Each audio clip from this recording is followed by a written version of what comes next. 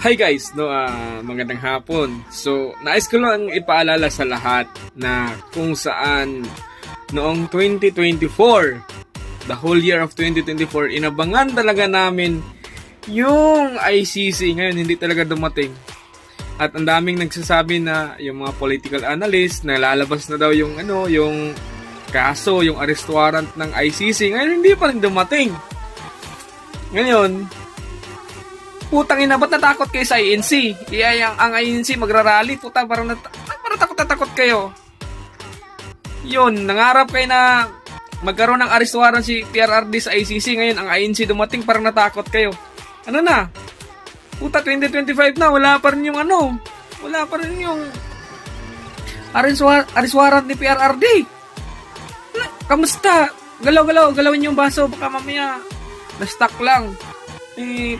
Pabilisan ka mo.